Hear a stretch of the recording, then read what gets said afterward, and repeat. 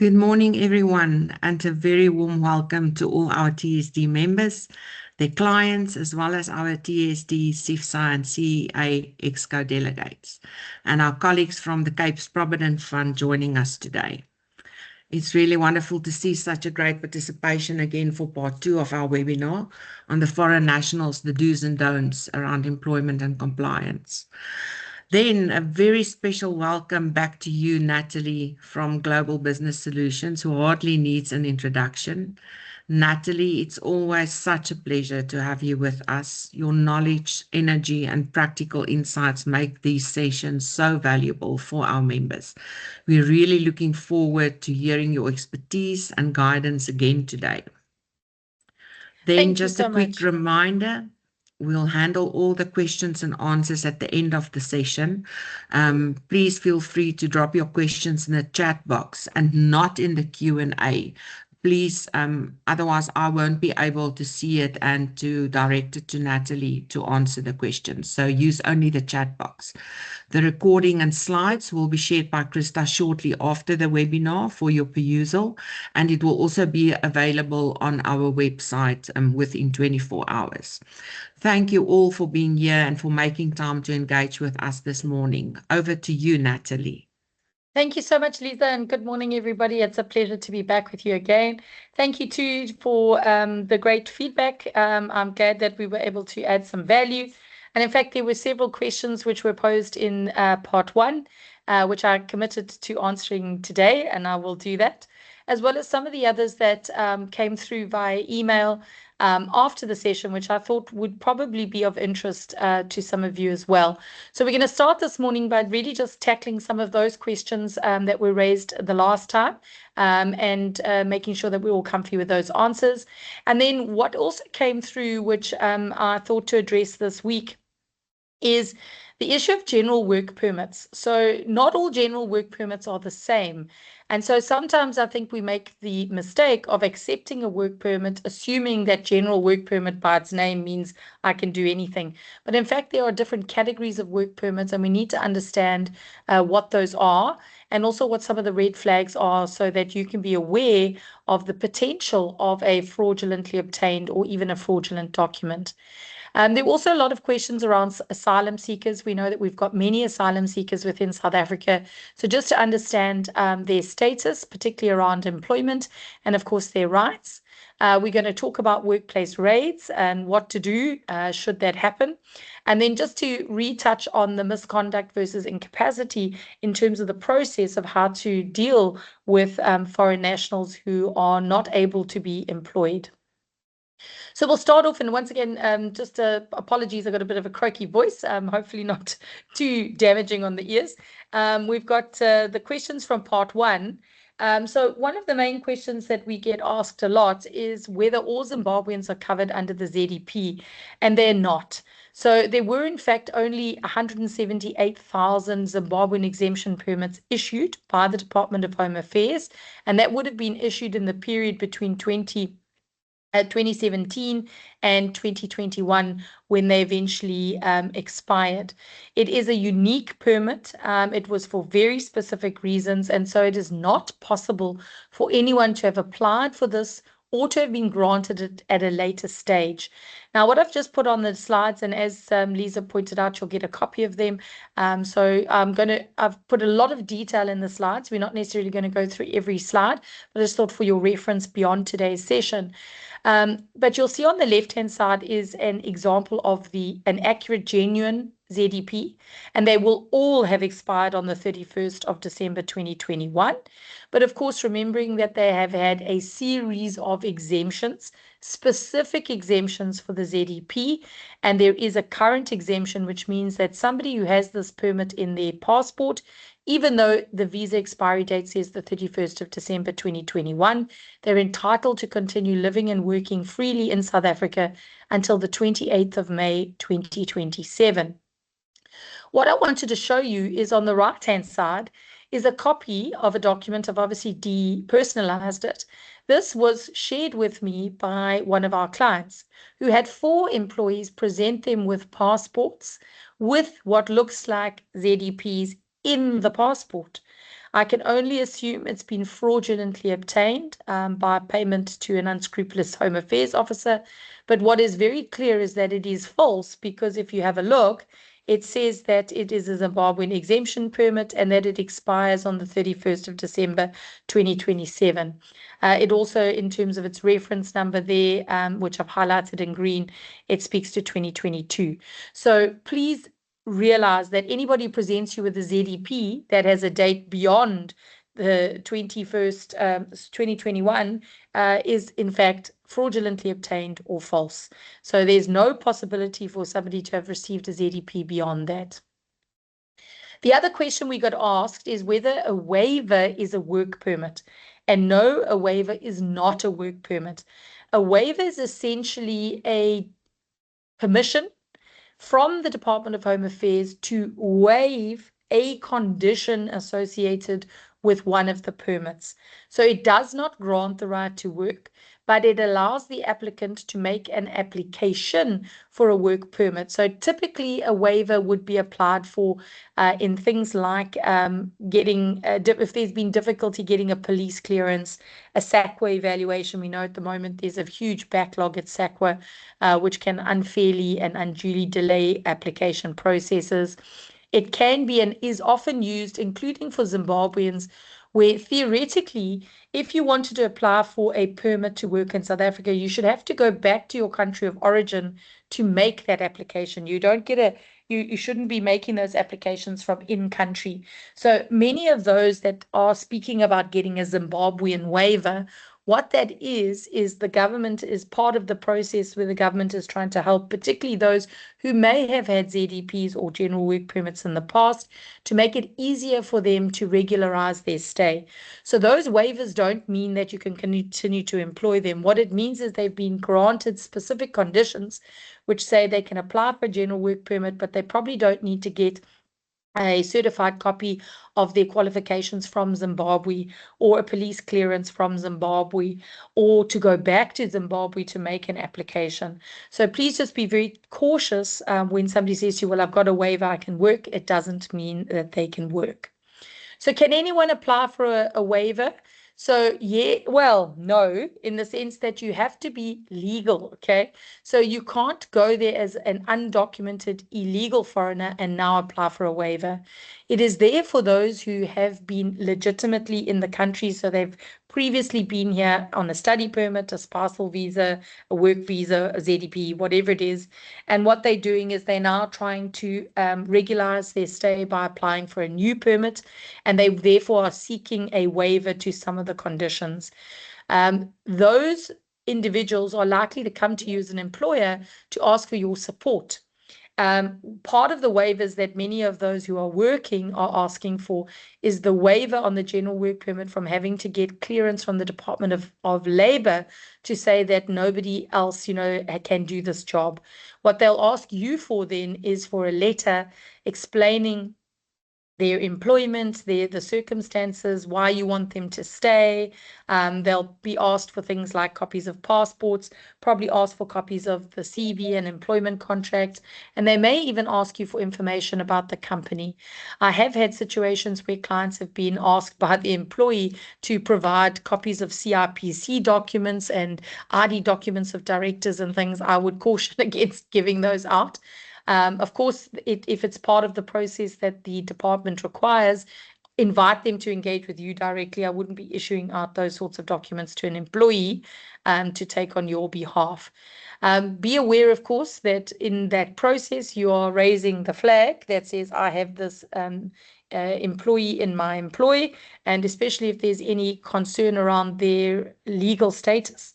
You are calling some attention onto yourself, so just be conscious about that process. We also had the question from one of the attendees about whether it was compulsory for somebody who has been granted permanent residence to have an SAID, and the answer is yes. It is compulsory for a permanent resident to apply for South African ID. It's in line with the Identities Act of 1997. And so anybody who's older than 16 has a unique SA ID number. And of course, that ID number is critical for many things, as we all know, whether that's traveling, opening a bank account, etc. So permanent residents must apply for an ID number once they've been granted permanent resident status. And previously, they could only have the green barcoded ID. They have now been entitled to access smart ID cards as well. So there really is and should be no difficulty. I would caution that if you've got someone who says they're a permanent resident and is not able to produce an ID, I would put a very big question mark over that, and I would be verifying that. Can a foreign national who previously didn't have a permit continue to work with you if they prove that they've applied for a permit? The answer is no. So an application does not confer rights to work. So you can't work while I'm waiting to hear. It will only be in the event that somebody had a work permit, they applied timeously for a renewal, and that delay is on the department side. Their application would prove that they've made an application, they would be covered by that concession, but not if they had no right to work previously. We also had one of the members ask whether if somebody's application had been rejected by Department of Home Affairs and they had gone out on appeal, whether they could continue working whilst they awaited the outcome. I've double-checked this because my initial thinking was no, but in fact the answer is yes, provided that they have applied and appealed in time and they continue working under the same conditions as their original visa or permit, they would be covered by the concession. So what are the conditions to be covered by a concession? So the concession is that gazette, which is published, the Department of Home Affairs publishes it, usually every 3 to 6 months. The current concession, which was published now in October, extends until the 31st of March 2026, and it primarily appeals to those who have pending waiver and visa appeals. What are the requirements is that the individual must be a foreign national who is legally in South Africa, because if you're not legally in South Africa, you're not covered by any kind of concession. They must have applied through the VFS global centers. They must be able to provide you with verifiable receipts, and the concession can only be related to those with pending waiver or appeals. For any other categories, the concession only applies to applications that were submitted via VFS before November 2023. So it's for those that have been waiting since then. It's also important to understand that it specifically excludes those who applied for permanent residence because they are not covered by concessions. So what does it mean for them if they are covered by a concession? Well, it means they can continue operating under the existing arrangement. So whatever their current visa says, even though the visa may have recently expired, they can continue working in line with whatever the visa conditions are. So continuation of existing work rights, but no new activities. So they may not change jobs. They may not do something other than what their work permit authorized them to do. So please be conscious of that. It helps if you've got employees in your employ currently, but certainly I would not consider hiring somebody who has an application and hasn't got a visa. Also important to understand that asylum seekers are not covered by the concessions, so they're not at all covered by concessions. Asylum seekers are required to maintain their status updated all the time. They are expressly excluded from the concessions. But we're going to unpack asylum seekers in a little more detail. The other question, which I know is a burning question for all of those who utilize TESs or who are TESs, was in the triangular employment relationship, who would be liable as the employer if there was a breach of the Immigration Act?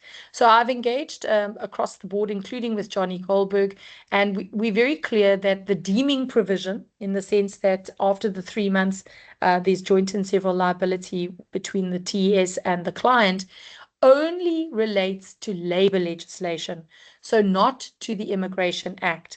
Now, of course, it's complicated because remember that the compliant exit of an employee is covered by the labor legislation. And so it's very important that that process is managed compliantly, as there could be joint and several liability between the TES and the employer in the event that labor law issues are not managed correctly. When it comes to the Immigration Act, the TES would be the employer of record and therefore ultimately liable under the Immigration Act for any breach rates issue.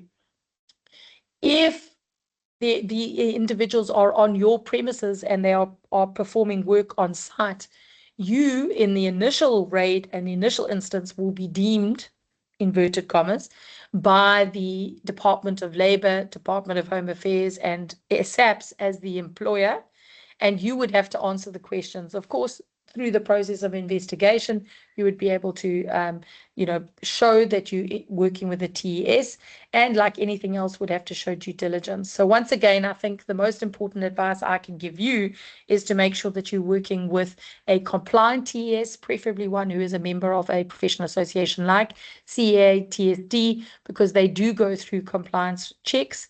And of course, compliance is non-negotiable, so they should be able to support you effectively in this process. Right, so those were the kind of burning questions from part one, which hopefully now are answered. Let's now move into the general work permits.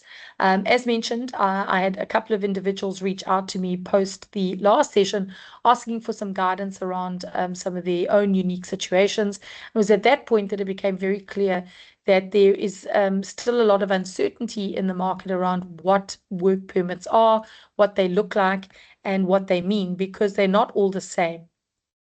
So very important to understand that the Immigration Act is very clear in that it allows for foreign nationals to work in South Africa, providing they have a work permit. But all work permits are employer specific. So they tie the foreign national to a particular employer for a defined role. So that means that if somebody comes to you seeking new employment and they have a work permit, the only exception may be a critical skills permit, but there are still changes around that. The flexibility there is not as loose as it used to be. That general work permit is linked to a specific employer and a specific job. So you cannot just take somebody on because they produce a work permit. Very, very important to understand that every work permit is considered looking at the individual, looking at the employer, looking at the circumstances, and it is then provided to that individual with very specific circumstances and conditions laid out. And very important that we align ourselves with what those conditions are. Fundamentally, the principle within the Immigration Act and the Employment Services Act is that foreign nationals, whether they have work permits, or not, and of course they should have work permits, should not be displacing South African citizens or permanent residents if we have individuals in our country who could reasonably fill the role. Now, there are four main kinds of work permits. There's what they call a standard general work permit. We've got a quota work permit, an intra-company transfer permit, and a critical skills work permit. And they all are covered by specific pieces of or sections of the Immigration Act. And this is contained in the name of the visa and in the visa itself. So I wanted to give you some guidance here so that you're at least a little more comfortable when you're looking at the documentation provided to you. When we have a look at kind of the core requirements of work permits, typically work permits are valid for a maximum of 5 years, and they are specific to a single employer and a single occupation. So very often they will be specific in saying project manager, Java developer, etc. The holder may only work for the sponsoring employer in the specified role. And that's another area of non-compliance that employers don't always think about. So somebody starts with your company, they're a great developer, they're there as a developer on that work permit. You promote them into being an IT project manager or an IT manager. You're actually now in contravention, as is the individual. They're in contravention of their work permit because the permit is very specific about the kind of work that they're allowed to perform. Employment must be full-time when it's linked to a work permit. And typically, employers would have to demonstrate that they were unable to find a local person to do the job. Very often, the individual will have to prove their qualification and experience as part of the application process. So let's have a look at some of these. So the general work visa, which is a 19.2, this is facilitates the transfer of individuals between. I'm just looking at my slide here. Yes, the transfer of individuals between different branches around the country or countries. So very often multinationals may want to bring in individuals into the South African operations. And here they must have worked for the company abroad for at least 6 months continuously in the previous 3 years. And that has been reduced from 12 months, which was there previously. They must be transferring into a branch, a subsidiary, or an affiliate in South Africa. And typically the role must be one of an executive, managerial, or special knowledge capacity. So it's not just for a general sort of laborer type role. They are typically issued for a period of 4 years and do have the option for renewal. Now, what's interesting is these categories don't usually require proof that the position can't be filled locally, as the emphasis is, of course, on the company's specific knowledge and continuity. However, authorities do still expect there to be genuine specialization or genuine reason why a local person wouldn't be employed in this category. So if we have a look at the chances of success, and again, these are just some examples, obviously not cast in stone, but typically highly likely to succeed intercompany transfers would be those in senior management positions. We see that very often, perhaps somebody who's on a track to a C-suite in the global head office is sent into a smaller operation in a different country to head up the factory or to head up as a local country manager, etc. So those would typically have a high chance of success. And then specialized skills, things like ICT, engineering, academics, medical specialists, and even artisans. So specialized artisans, where we know that there are shortages of these skills in our country, and several of these skills are usually on the critical skills list as well. We also then see a moderate success rate for kind of general IT, finance type skills. Again, these are some which are in higher demand and shorter supply in the local market, but very unlikely to succeed would be our lower end roles. So entry-level positions, sectors like retail and hospitality, of course, with the exception if you were dealing with a highly specialized chef, highly specialized, individual within a category. Oh, these have got the headings have got mixed up. I apologize. I will fix them. That's what was confusing me earlier. I'll fix them before I send the slides out. I apologize sincerely. It's what happens when you do your slides late. Standard work permits, which is your 19.2, okay, is the one that most of us will come across. So individuals will come and say, I've got a general work permit, or you might be wanting to apply for a general work permit. So perhaps you have a role which you've advertised, you haven't found a local person who is suitable, and you want to then apply for a general work visa. Now, the requirements for this is that you must be able to prove that no South African citizen or permanent resident is available with the suitable skills. And you would have to be able to show comprehensive proof of advertising. So they would look at where did you advertise, online platforms, newspapers, etc. Typically, they expect you to have advertised at least over a month's period. They want to see what CVs you received, why you have discounted local candidates, why they were unsuitable. At one stage, it also required it to go through the Department of Labor, who would then look in their own database, reach out to recruitment companies to see whether the skill exists. And only if they were satisfied that there wasn't a South African who had this skill would they issue the certificate. At the moment, the Department of Home Affairs, because there have been backlogs, has kind of put a brake on that. So it is a little less burdensome to secure a general work permit than it was previously. But you would still need to be able to show that you have attempted to recruit a local. There has to be a valid employment contract, which obviously needs to meet all of the minimum standards of labor legislation, bargaining council requirements, rates of pay, etc. Qualifications have to be verified. The employer must be a South African registered business, and the valid duration of the employment contract has to align. It cannot be more than 5 years, which is linked to the visa. If we have a look at the intercompany transfer work sections, okay, sorry, so the previous one, I sincerely apologize. I should have double checked these. They're highly likely to succeed is for general work visas. If we look at, and that's where things like general laborers, retail and hospitality, administrators, operators in a manufacturing environment, very unlikely to get a general work permit. Because we, of course, have high unemployment within South Africa, and these are roles that can be easily fulfilled by South Africans. We know that in the raids that have happened over the last year and sort of 18 months, that there's been a specific focus on the construction sector, the retail sector, hospitality sector, where there is a high concentration of foreign nationals employed, particularly in low-level and entry-level jobs.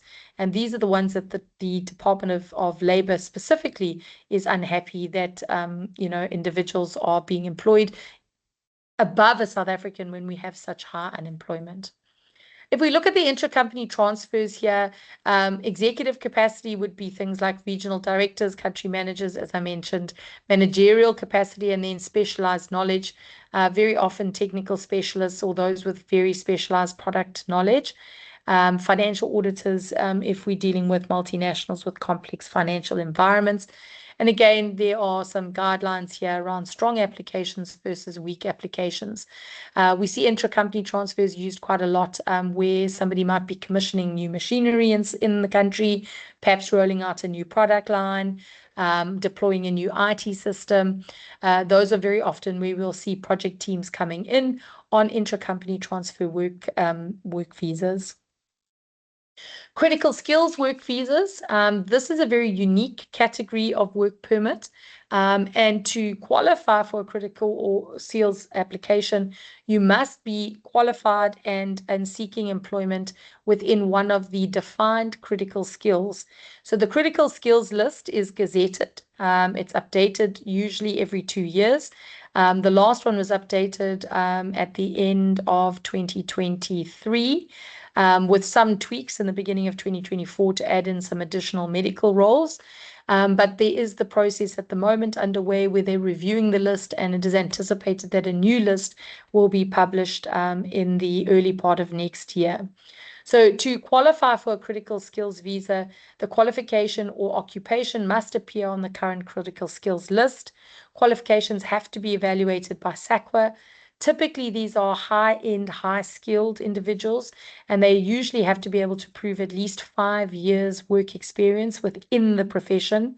They're also only valid for a period of 5 years, and the holder can seek employment. So if an individual applies for a critical skills visa from outside the country, they don't yet have employment, they can come into the labor market to look for employment, and they usually have up to 12 months to secure employment in the country. We have seen a tightening of this with the Department of Home Affairs now looking to prefer to give critical skills visas to individuals who already have employment lined up. Equally, although in the past a critical skills visa holder could move freely between employers for the duration of their critical skills list, there is still a need now to notify the department of the change of employment so that they can see that the visa is still within alignment. So the job that they're fulfilling is still in line with the critical skills. Some of you might have participated or seen the Expat Web Critical Skills Survey, which has run over the last few months. The full report was just published last week. I've given you a link in the slides if you're interested in accessing it. Expat Web's Critical Skills Survey is seen as very valid data and is taken into consideration as part of the engagements between Department of Home Affairs, Department of Labor, and other government departments when it comes to relooking the critical skills list. I've just put a couple of the highlights in the slide deck, but as I say, I strongly encourage you to look at the report. It's a very detailed report, but done very nicely with graphics and infographics, which makes the data very easy to read. What I thought was interesting was to point out that the vast majority of respondents indicated that they are still struggling to recruit skilled professionals within the South African environment. And there was a increasing need to look globally and not just locally to meet the requirements of business.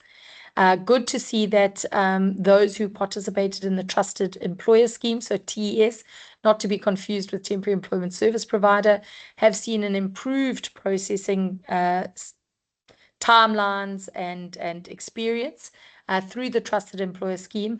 I haven't included anything specifically in the deck, but if you're interested, I'll happily share.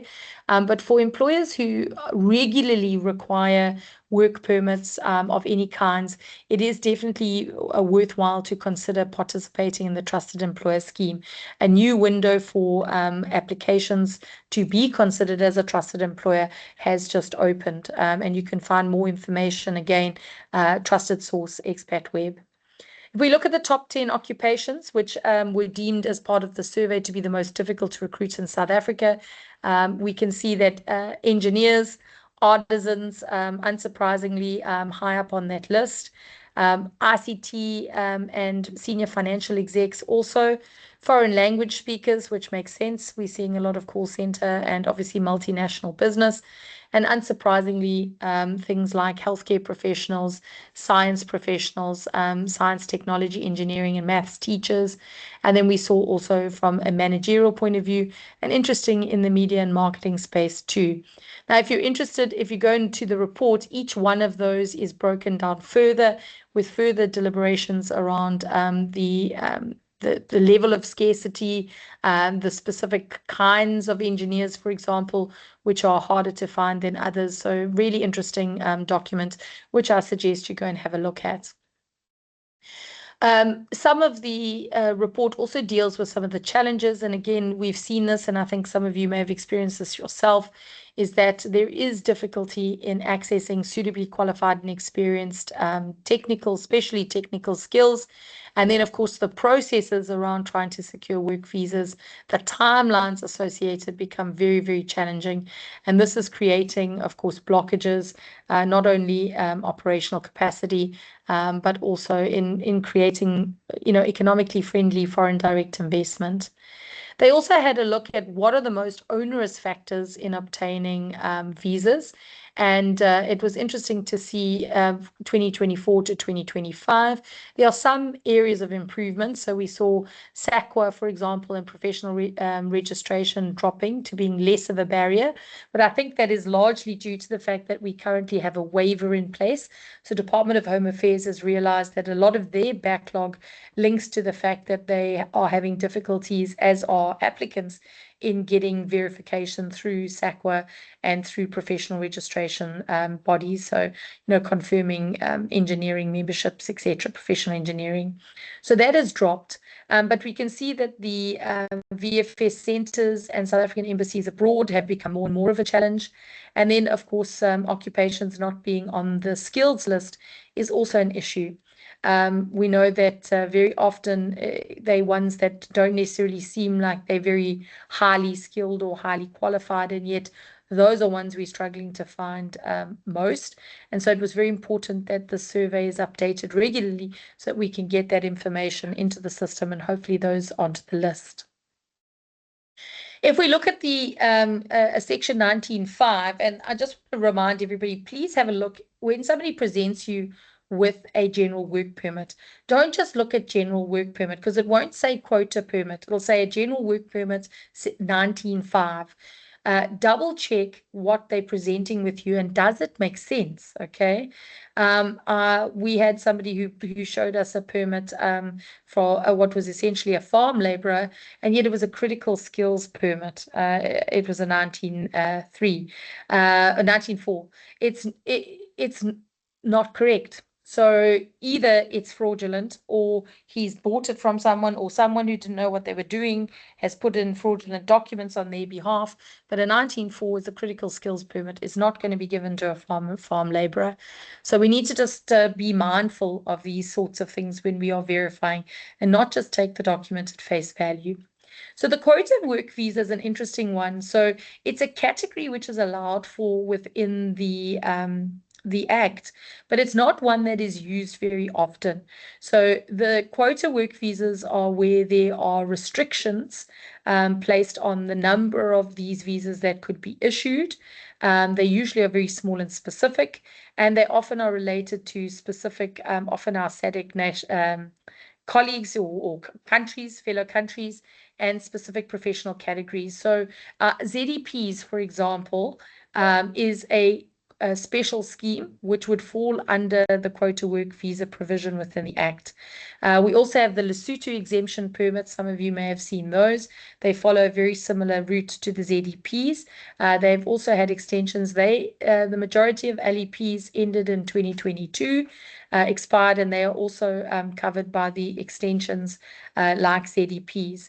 Part of the problem is we just have, especially with Lesotho, I mean, there really are no real borders. I mean, people cross a road from Lesotho, literally cross a road to go to school in South Africa.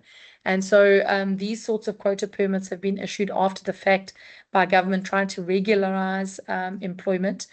We know that many Lesotho nationals, particularly women, come across border to work in domestic work, farm work, etc. So again, be conscious of what visas you're looking at. Corporate visas, and I'm not going to spend too much time on this, but corporate visas are visas which are issued to the company and not specifically to individuals. So a corporate visa typically allows for a mass hiring of foreign nationals. We see this, for example, in agriculture, sugar, for example, in cane cutting season, where companies may have tried to recruit locally, have been unsuccessful in securing sufficient numbers of people or sufficiently skilled people, and they would then seek to bring in, say, 50 Malawians for 3 months to come and cut cane. They apply as the entity, they secure the rights, and of course then manage the process to bring in those specific individuals. It may also be that those are individuals who might come as seasonal workers. They might get a valid permit to bring those individuals back during cutting season for each year. As it says, it's a corporate visa. So an individual would not be able to move employment utilizing a visa like that. There are a lot of requirements around that. Some of that has now kind of come into the trusted employer scheme or a similar principle where they're saying, if you're an employer that we know and we trust, you're not trying to do anything dodgy, you look after the employees, they are legitimate claims. The processing goes a hang of a lot faster than if we're dealing with one application at a time. So just a couple of guidelines for you. And again, I'm just going to touch briefly on some of them. You'll have this in comprehensive list to review at your leisure. Where the permit is. So if we think about the physical document, the first is all permits, work permits, must be in the passport. It's never going to be a separate piece of paper. It's in the passport, and it typically would be on the first available blank visa page. It should be a high quality color printing. It shouldn't be blurred. There should be no spelling errors in English. There should be consistent font usage. They should have holographic security features in place, and the South African coat of arms should be very clear and visible. There should also be an official Department of Home Affairs stamp, which is a round coat of arms, the immigration officer's signature, and the date stamp should match the permit issue stamp. If those are not in congruence, then that's also a question mark. All the details contained in the permit must also be exactly the same as the passport in terms of their names, any passport numbers, etc. The permits should contain an employer's name and an occupation name, and there should be very clear logical dates, remembering that it will never be longer than 5 years. So please have a look at the physical document. So by sight, what are things that you can look at? So what are some critical red flags? And these are ones where we would suggest you do not even move forward at all considering employing somebody like this. If there is no permanent reference number, if there are missing dates, if the employer's name is absent or vague. various employers, or there's no specified occupation listed. There is no such thing as a free-for-all general work visa, blank slate. You can be anything, do anything. Those are extremely suspicious. In terms of tampering, obviously, when you're looking at the document, there should be no corrections in any way. It shouldn't be misaligned. They shouldn't look like it's been peeled in any ways. Very important.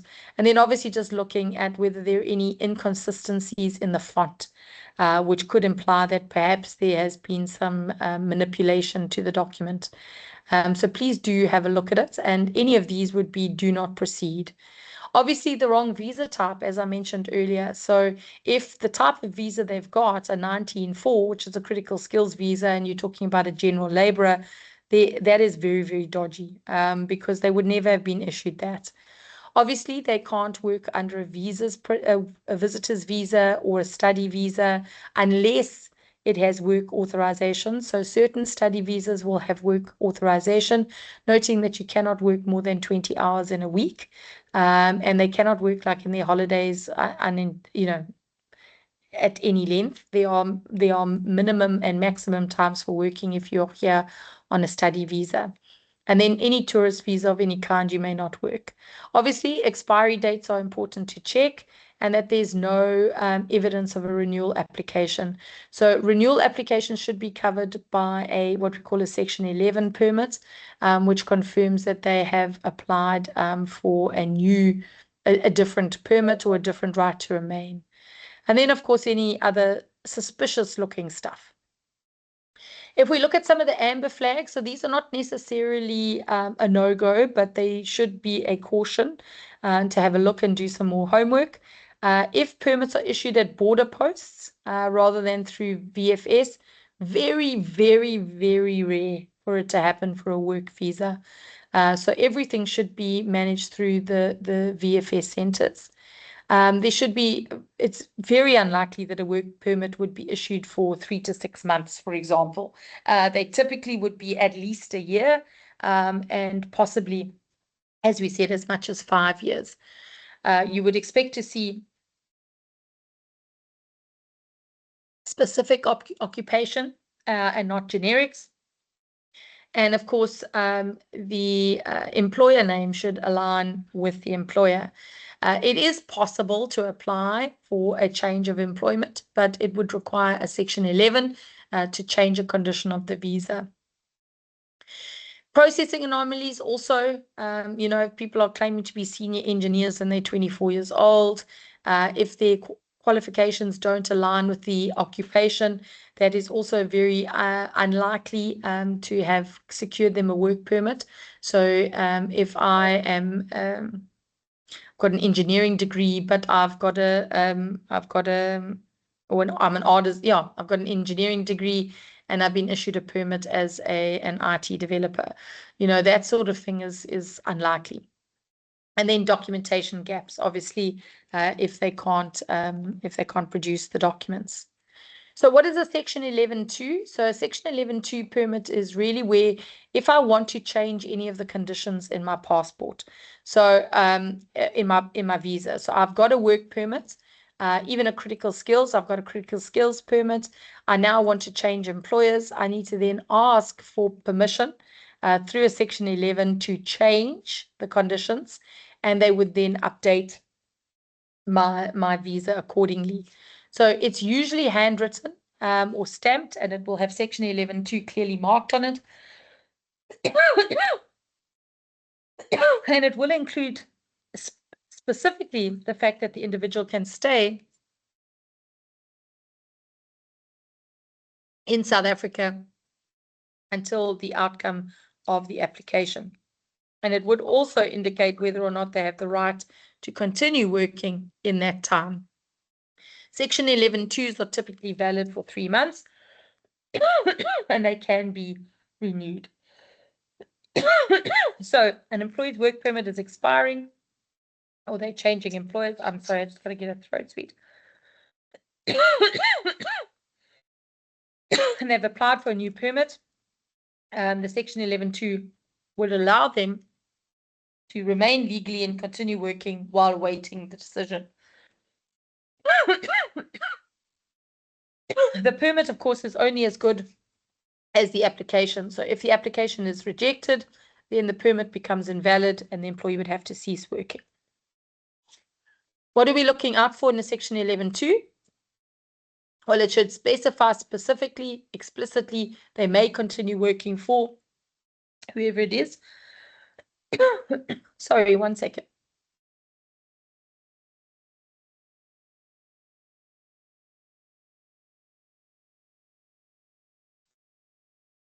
Tickle in my throat. It should ideally have the employer's name. The validity date should be there. And the application for extension must be there with proof. And of course, you would want to see the VFS receipt and the tracking number, as well as the new work permit application, so that you can see. I would be very concerned and have red flags if there is a generic permissions granted, if there isn't any supporting documentation, or if they've had multiple sequential Section 11s without any resolution, because that suggests, of course, application difficulties. I'm conscious that we have backlogs in the system. So engagement with the employee is important to understand why they've had to get multiple Section 11s. It is possible that because they're only valid for 3 months and the process hasn't been concluded by DHA, that they may have to renew them more regularly. Okay, so let's talk a little bit about asylum seeker status and rights. And there's a lot of information in here. I'm not going to go in detail on every slide, but I wanted to include it for you so that you can refer back to it as you need to. But we have a high volume of asylum seekers in South Africa. So what is the context? Well, the context is that South Africa is a member of the United Nations.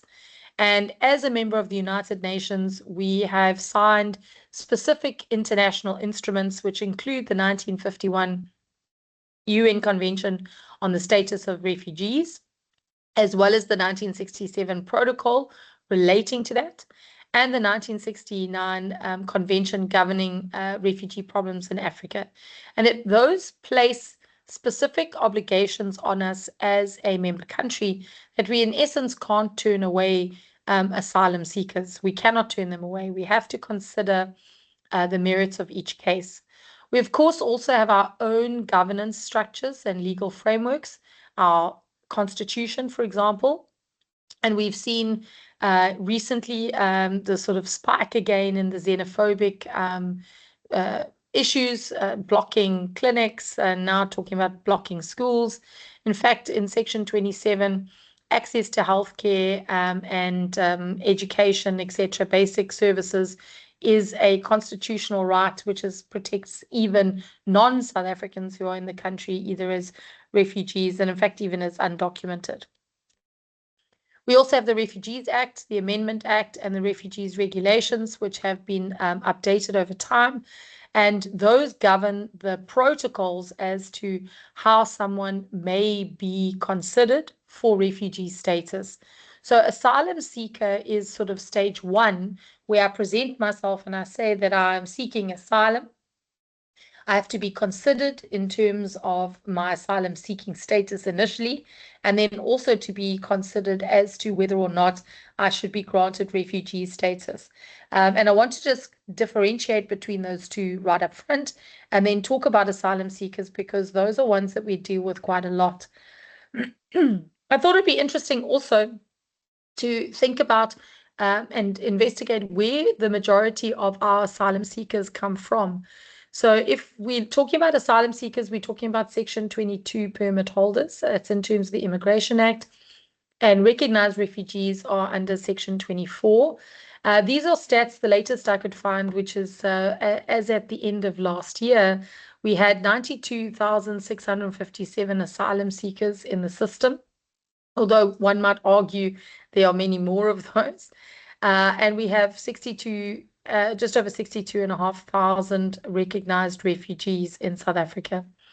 The top countries of origin for asylum seekers is Ethiopia, followed by the Democratic Republic of Congo, then Bangladesh, Burundi, and Somalia.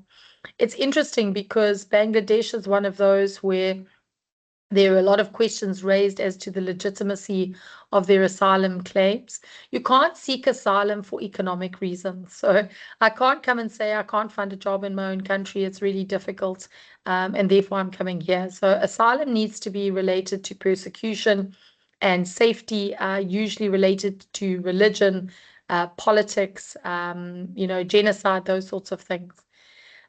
If we look at refugee status, those that have been conferred with refugee status, the top country is the DRC, followed by Somalia, Ethiopia, Republic of Congo, and then Zimbabwe.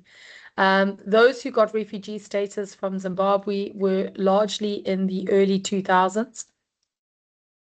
And in fact, that's where the whole ZDP started, is that we had at that time, which was the peak of the sort of unrest as the Mugabe era was coming to an end, we had a mass influx of Zimbabweans seeking asylum in South Africa. And the border posts were overwhelmed that they couldn't actually, the refugee receive RROs, refugee receiving operations, the centers, couldn't deal with the numbers. And so that's when those special permits like the ZSP, which became the ZEP, were first issued. And it's part of the reason why the ZEP cancellation and just saying, well, it's never going to be renewed again, has been under legal challenge.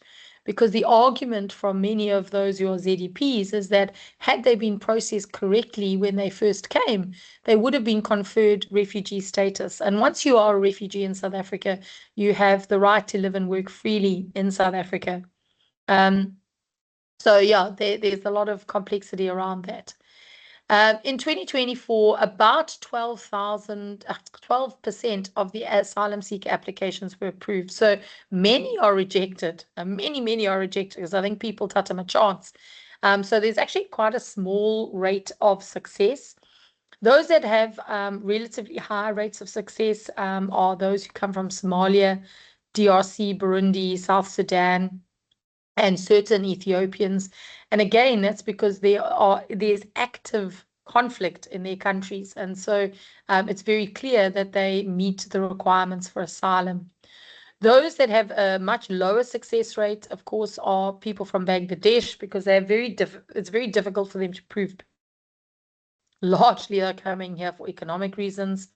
And then the same for Zimbabwe, Pakistan, and Nigeria. Very, very often, these are individuals who are coming here for economic reasons and not others, even though they may, of course, be presenting different stories at the time. So they have a much lower success rate. In 2024, the most successful were those who came from Palestine and Cambodia, although they're very, very small numbers in totality. So let's just have a look at the differences. So asylum seeker, somebody who's presented themselves at a refugee reception office. It's the only place that an asylum application can be lodged, by the way. They cannot be lodged at a border or a port of entry or via VFS or any of those. They have to be managed through the RROs. The asylum seeker is a certificate. It's not in their passport, because most times if I've come seeking asylum, I come undocumented. I've run away in the night. I don't necessarily have any of my papers. I cannot provide any of those technical documents. And so it's a piece of paper. They're usually only valid for 3 to 6 months. And it is a temporary right to remain in South Africa pending their status determination. Once I have been granted asylum, I then have to be processed and considered under the Refugees Act to see whether or not refugee status can be conferred. If it is, then I get a Section 24 permit, and they get a refugees, I don't want to say an ID book, but they get a refugees ID, and it's a much more permanent status with broader rights. So if we have a look at the differences, you'll see that a refugee typically has a 2 to 4 year sort of status, and it can be renewed indefinitely. And both, though, have the right to work for any employer, although it should say on the asylum seeker, it should say right to work endorsement. Most do, because of course the government doesn't want to be responsible for looking after these individuals, because if I presented myself as an asylum seeker, I have to be taken care of under the conventions of UN. So it's far preferable for them to be able to be employed or secure income. Right to study, access to healthcare, travel documents. Obviously, asylum seekers can't travel; they don't have passports, and so they are limited in that sense. A refugee can, after 5 years, apply for permanent residence status, and they would then be granted permanent residence status in South Africa. And of course, with that comes right to work with an ID number. So asylum seekers are entitled to work in South Africa. Typically, the permit will be endorsed by saying may seek employment or hold entitled to work and study or may engage in employment or self-employment. They do not need a separate work permit. So long as they have a valid Section 22 permit, you're entitled to employ them. They can work for any employer in any occupation. And of course, they can work multiple jobs and part-time, full-time, whichever, just so long as the permit is still valid. So the permits are still valid, usually 3 to 6 months. They have to, they can be longer, okay? So there's no maximum period, and because of the delays, we have seen slightly longer periods being issued. But it's very important to understand that asylum seekers have to renew their permits before they expire, and they can only renew it at the same refugee receiving office where the application was lodged. They cannot do it in any other way. There is no maximum number of renewals, and that was a question that was asked in the last session as well, is, if somebody just is on a never-ending story of asylum, is that allowed? And the answer is yes. So there is no maximum period.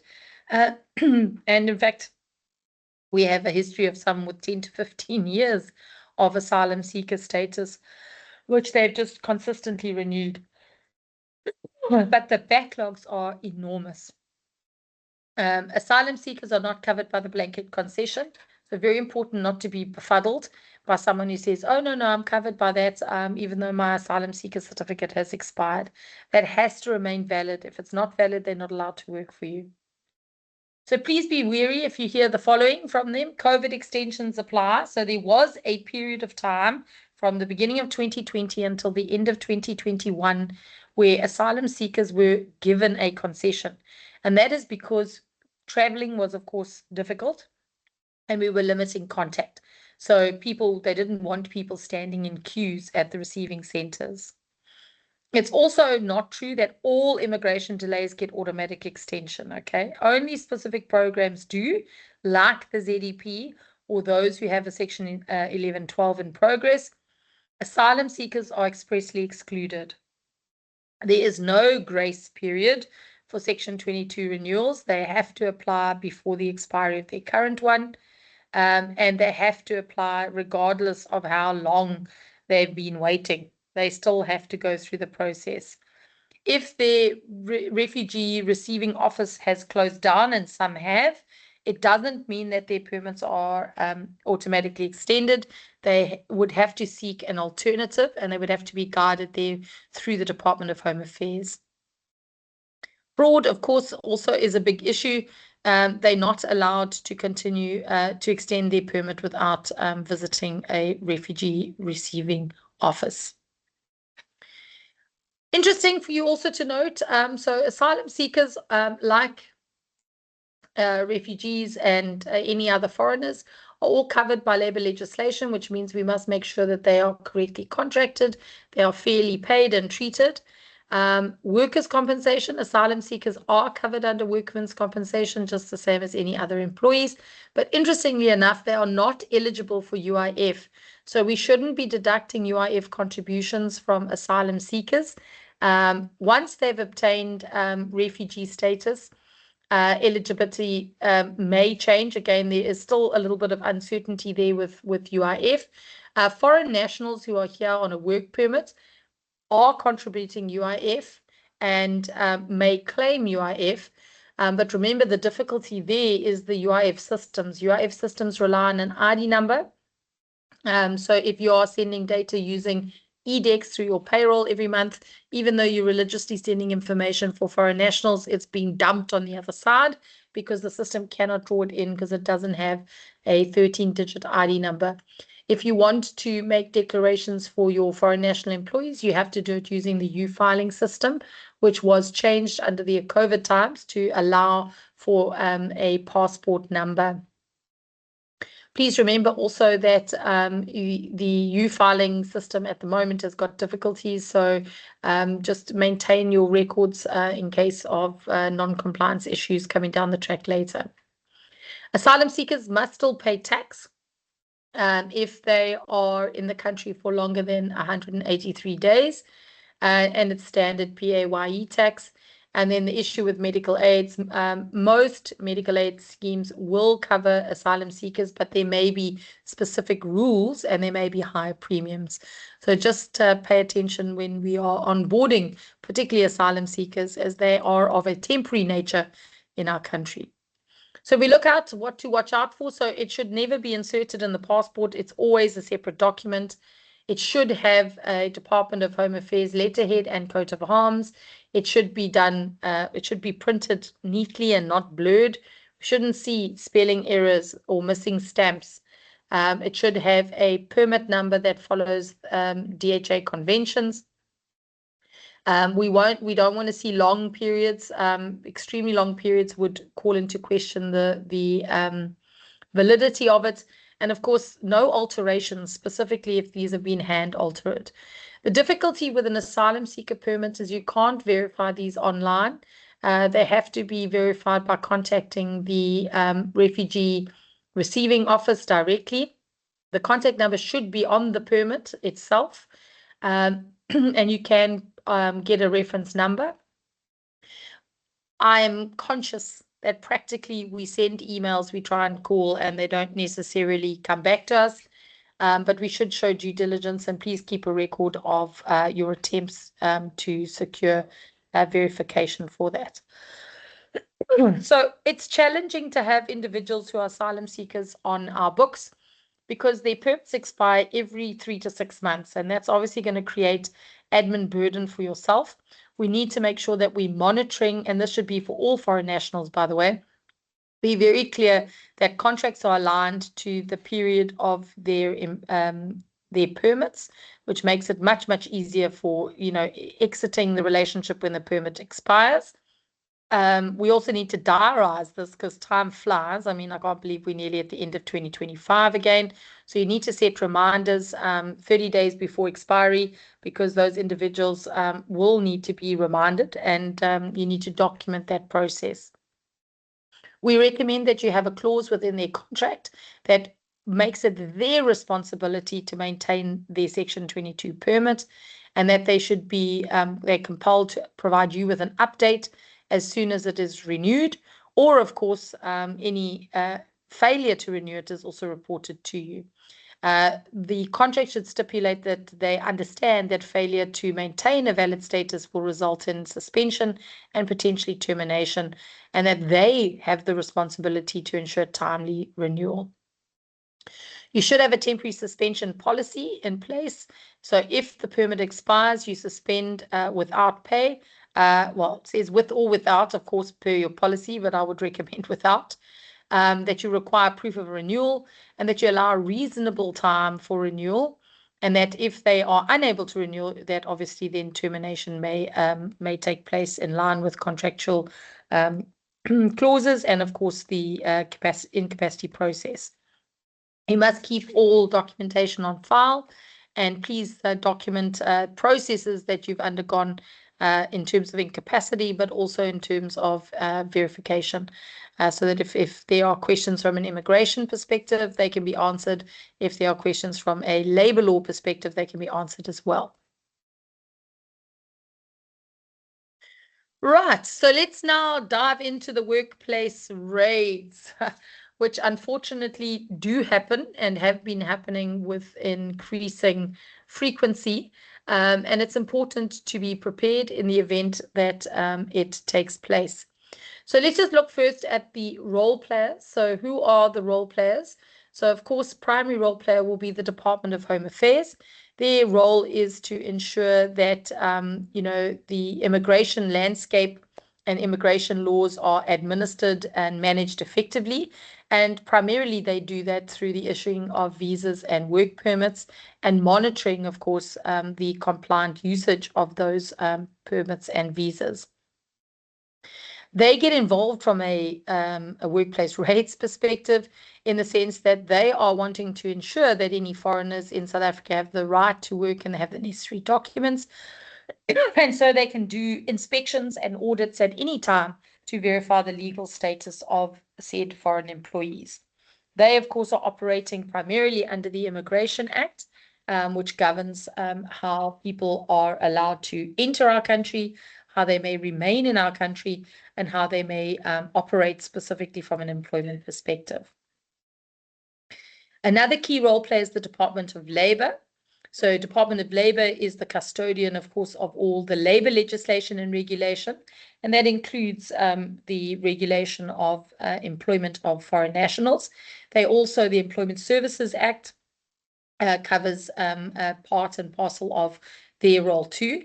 They conduct inspections and audits, as we know, typically to look at compliance with labor legislation, and that will include Employment Services Act, which prohibits the employment of foreign nationals without valid work permits.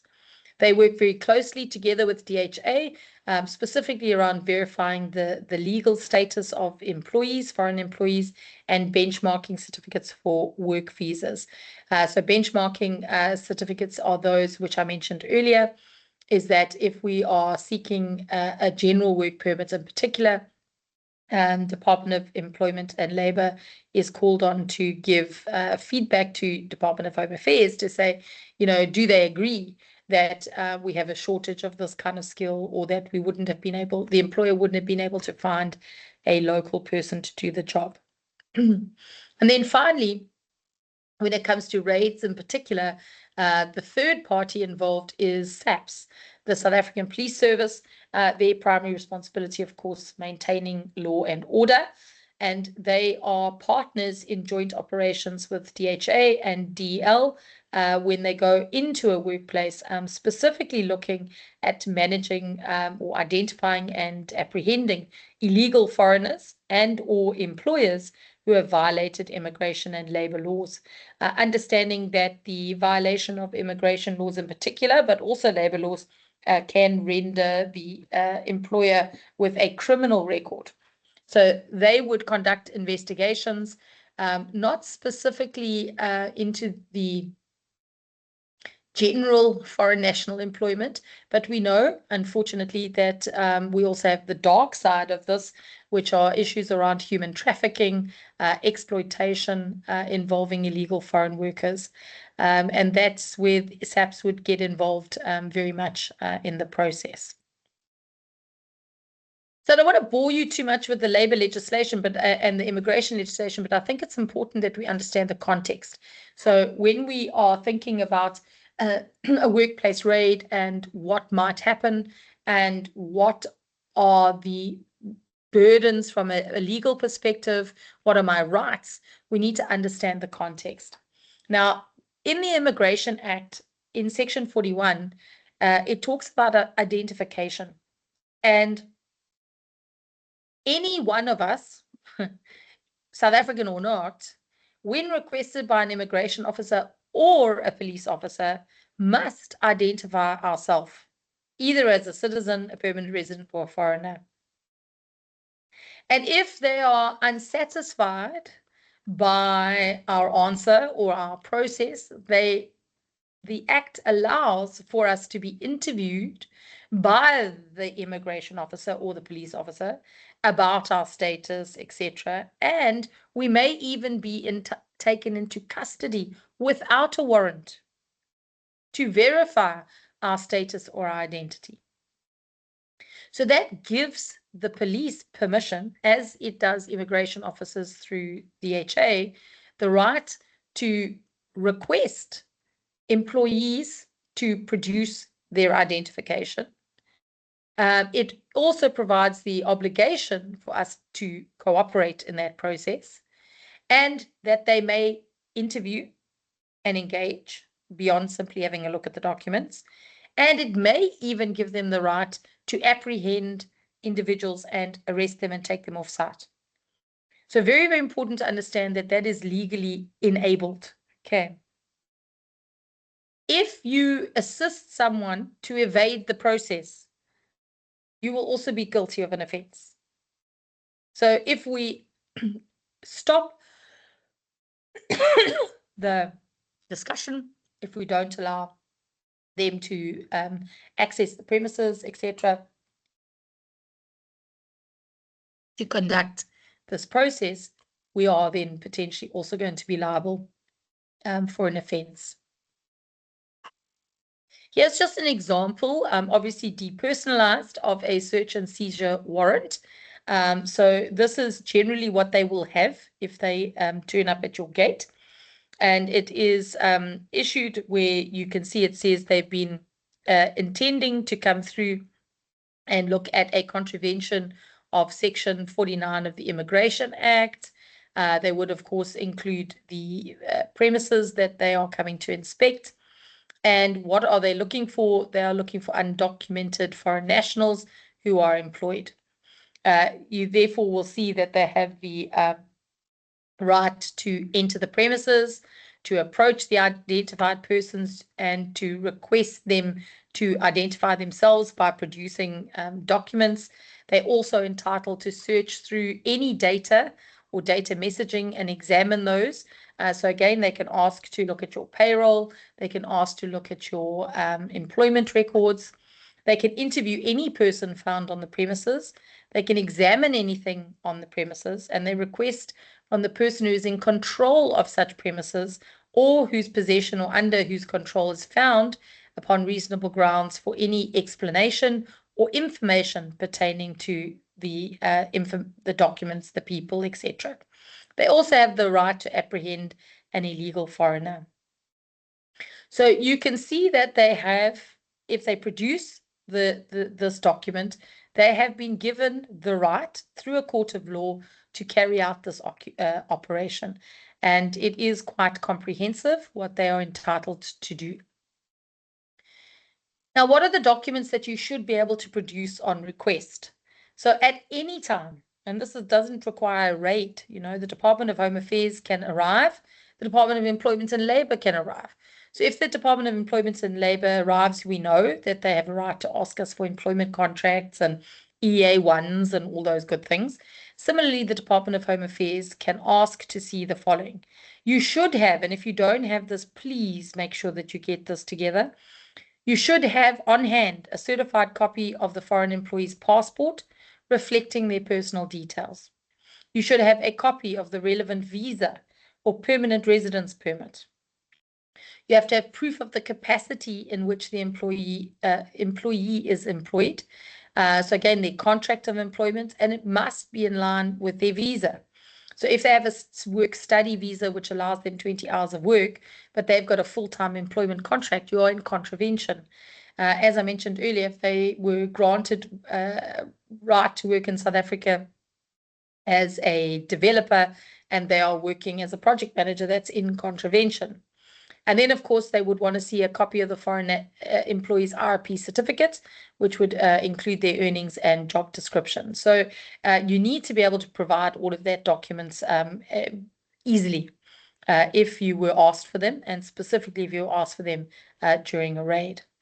It's also important to understand the obligations you have, is that if you've employed foreign nationals, when they are terminating from your employment for whatever reason, you are obligated under the Immigration Act to inform the Department of Home Affairs by emailing permitcompliance@dha.gov.za.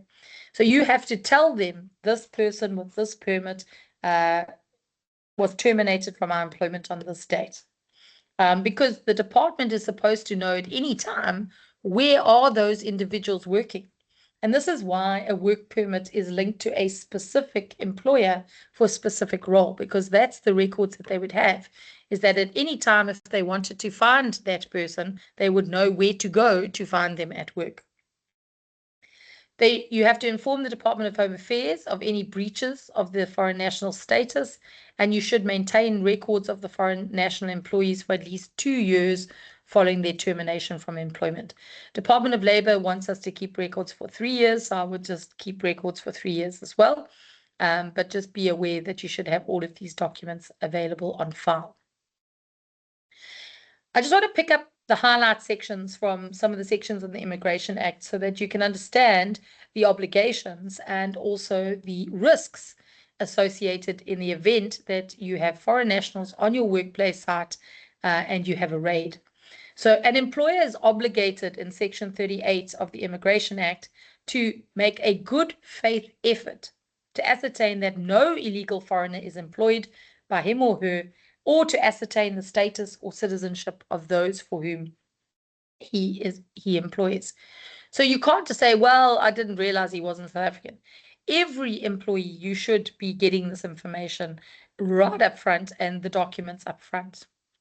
It's also important to understand that in Section 3, it says, it will be presumed that the employer knew at the time of employment that the person was among those referred to above, i.e. an illegal foreigner, one without papers, or a foreigner whose status doesn't authorize him or her to be employed by such a person. So they were given a permit to work for TESD, CEA, and not for global business, or a foreigner on terms or conditions or in a capacity different from those contemplated above.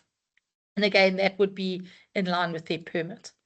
So you will be presumed to have known that you were doing this in contravention, unless you can prove that they employed the person in good faith and that you complied with subsection 2. So you made efforts, good faith efforts, to verify and assess their entitlement to work, provided that a stricter compliance shall be required of any employer who employs more than 5 employees or who has been guilty of a prior offense. So if I'm employing someone in my home, I have one person in my home, they gave me a document, I assumed it was correct, and you know what, I didn't go and do extra checks, etc. There probably would be a little more leniency on me than if they're coming to a business which has lots of employees, it has an HR department, etc., etc. There's an expectation, a higher degree of compliance expected from an organization of that kind. So 5 employees is not a lot, and for them to have a higher compliance requirement. And then if an illegal foreigner is found on the premises where a business is conducted, it shall be presumed that such foreigner was employed by the person who has control over such premises, unless prima facie evidence to the contrary is adduced. So to that question we raised previously, even if you have contractors on your site, whether they're through a TS or painting company or whatever, if they came and did a raid and they discovered foreign nationals on your premises, you are deemed to be the employer until you can prove otherwise. So very important that you know who is on site, that you're working with compliant partners who you trust have done the right thing and who can support you in this process. Section 42 of the Act also speaks about aiding and abetting illegal foreigners. And in there, they include the following as categories of aiding and abetting, which says giving a license or authorization to an illegal foreigner to conduct any business or to carry on any professional occupation, to enter into any agreement with them for the conduct of business or carrying out of a professional occupation, to conduct any business or carry any professional occupation in cooperation with him or her, helping them to conduct a business, obtaining a license on their behalf, etc. So it's not just about employment. if when I'm engaging the services of another party and they are not a South African, I should be doing my due diligence to ensure that they have a right to conduct business in South Africa, because otherwise I could be found guilty of aiding and abetting. Even similarly, I can't say, well, I won't employ the person, I'll just do a service agreement or an outsourcing agreement or something, and they can just paint the walls and they're not employed by me. You would still fall foul of the Immigration Act. So please be very careful and cautious about how you're engaging and who you're engaging with. In any criminal proceedings arising out of the section, it is no defense to say that you didn't know that the person was a foreigner, or you didn't know that they didn't have the right, so the right to work. Because if it can be proved that you ought to reasonably have known, I didn't know is not a defense. So due diligence is critical, absolutely critical. Okay, if we look at offences, there are a variety of offences within the Act, but I just wanted to point out two specifically. Anyone who knowingly employs an illegal foreigner or a foreigner in violation of this Act shall be guilty of an offence and liable on conviction to a fine or imprisonment not exceeding a year, providing that such person's second conviction of such offence will be punishable by prison not exceeding 2 years or a fine, or the third or subsequent convictions not exceeding 5 years without the option of a fine.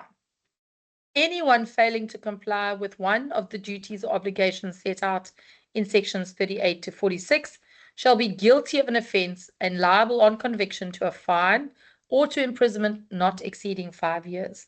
Now, important to understand, sections 38 to 46 also include some of the administrative stuff, like verifying the legal status, maintaining records, notifying the Department of Home Affairs when the person leaves your employment.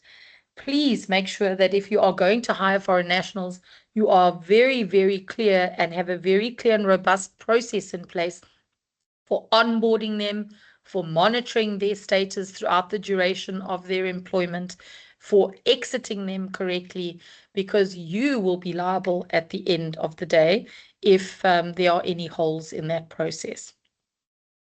The Employment Services Act also has an obligation not to employ anyone who doesn't have a valid work permit, and that you can, of course, also be liable for fines and or convictions.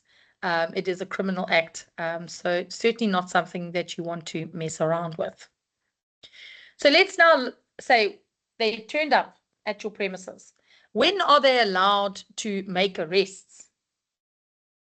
So Section 40 of the Criminal Procedures Act, which deals with arrests without a warrant, allows the police to arrest somebody if they reasonably suspect someone to be a prohibited immigrant in the Republic in contravention of any law regulating entry into residence in the Republic. So even if they don't have a warrant of arrest for the individual, they can and they do have the right to take them into custody. And we've seen that in raids where individuals who haven't been able to produce valid documents or where documents have expired, they have arrested the individuals and taken them off. They have also arrested HR managers, operations managers, production managers, who are the most senior people on site at the time in this process. So I do caution you. So this information comes from one of our colleagues who is a criminal attorney, and he has supported some of our clients who have found themselves in this unfortunate situation before. So hopefully you will never need it, but if you ever do, hopefully you've got an attorney on speed dial, an attorney, or if not, you can reach out and I'll happily pass on Rudy's details. But this is his advice to you as a criminal attorney. He says, do not say anything. You have the right to remain silent, so let your attorney handle the police on your behalf. Of course, if they order you to do something, do it. So if they ask you to open the HR files and show them the employment files, do it, okay? Do not prevent them from carrying out their duties. Sorry. even if you think that what they're doing is illegal or unlawful, because you can argue about that later, you do not have to answer any questions. If you are asked questions, you can tell them that you want your lawyer present, and you're perfectly entitled to that. As I said, keep your attorney on speed dial and don't consent to anything. So they must give you the answers. So don't agree to anything. If they say, can we take these people away? You know, do you agree that you have employed illegal foreigners, etc.? Don't agree to anything. They must, of course, provide the information. Now, if you're detained, and this has happened, as I've said, once you've arrested, they will take you to the police station, and you will, of course, be put into a holding cell, and you will later be taken to a charge office to be formally charged. Typically, what will happen, according to Rudy, is they will give you a warning statement, which they want you to complete. And he says, do not complete it. Do not answer any questions. Just tell them you want your attorney present. If they refuse to allow you to have your attorney there, tell them you will make a statement in court. So do not sign anything, not even a warning statement, because those are things that are very difficult to take back at a later stage, and you not necessarily knowing what you're signing at the time. You'll then be taken back to a detention cell, waiting court appearance or to arrange bail. Now, by law, it must be brought before the court within 48 hours, but of course, if you're arrested on a Friday, that means Monday. You may be allowed to be released on bail before the first court appearance when a prosecutor attends to the bail proceeding. Otherwise, bail hearing will also only be at the first court appearance. So this is something that can be really difficult. We had a situation with, they did a night shift raid on one of our clients, and the production manager was arrested. I think it was 10 o'clock at night on a Friday, and he wasn't able to be released until Monday. Got nothing to do with him, arguably, as the production manager, but he was the most senior person representing the company on site, and they took him off because they found several individuals working who didn't have valid documentation. Not that they were not documented. I don't think there were any, to my knowledge, who were undocumented, but they were not the right documents, or they were expired, etc.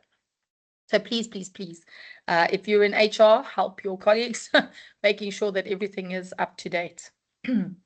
So some do's and don'ts around the workplace raid. Obviously, you can ask for a search warrant. If there is one, of course, you need to comply with the search warrant. I showed you an example of a search and seizure warrant.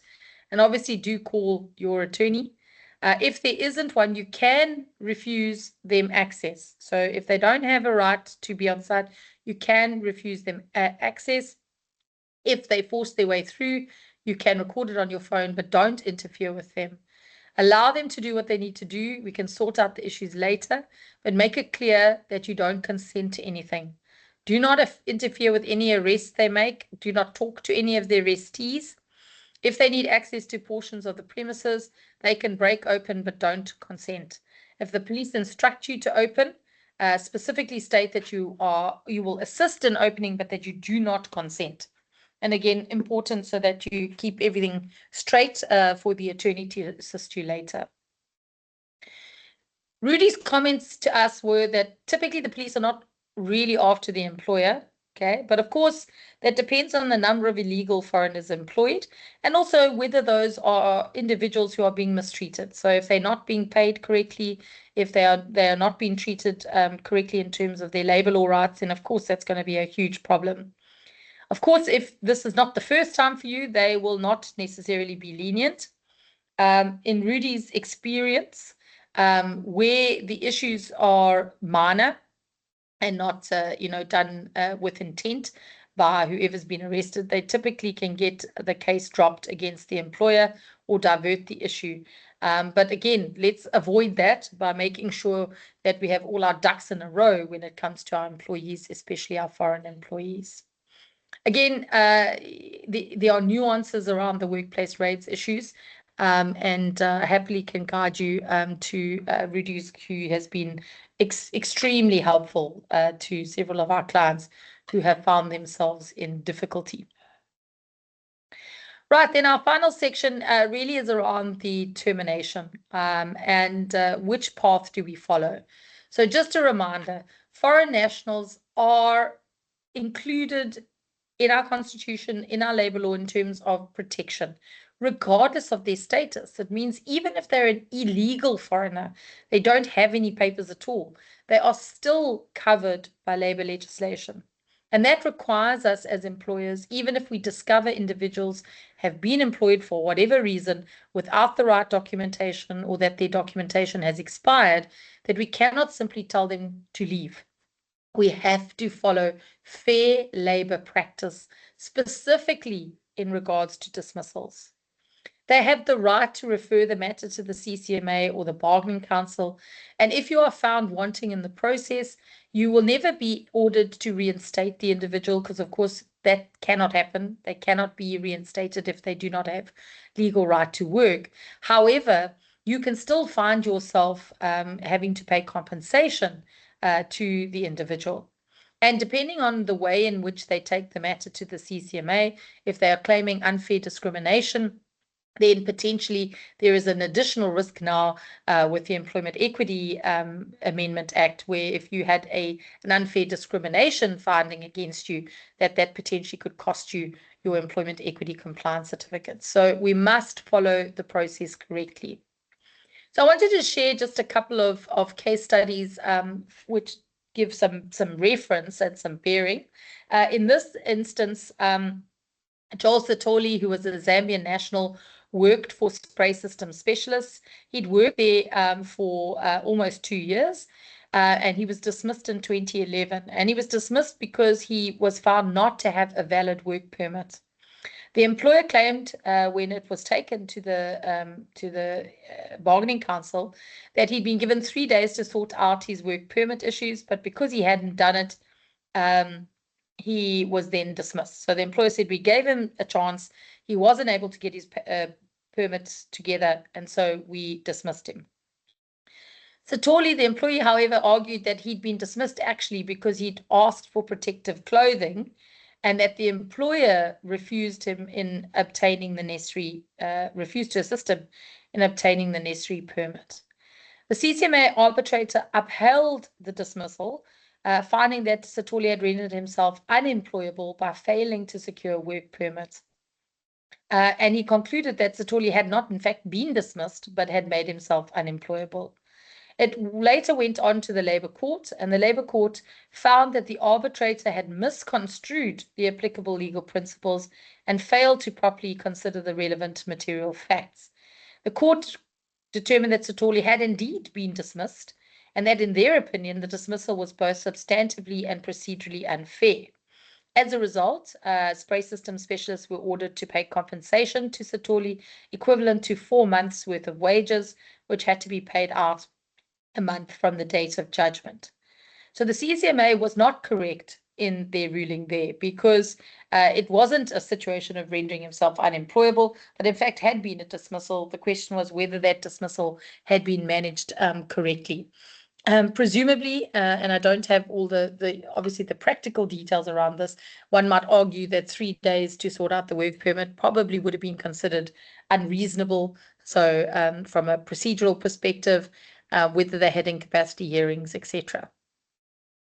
If we look at some of the other cases which have gone to court and or via the CCMA, we can see that in the case of Manda, Peters, and Chiote, the employer terminated employment due to them not having a valid work permit, and the CCMA upheld the dismissal. In the Menzies Aviation case, the employee was unable to acquire a valid work permit and was subjected to a hearing on the basis of incapacity due to their inability to work without a work permit, and was subsequently dismissed for incapacity, and the CCMA upheld this dismissal.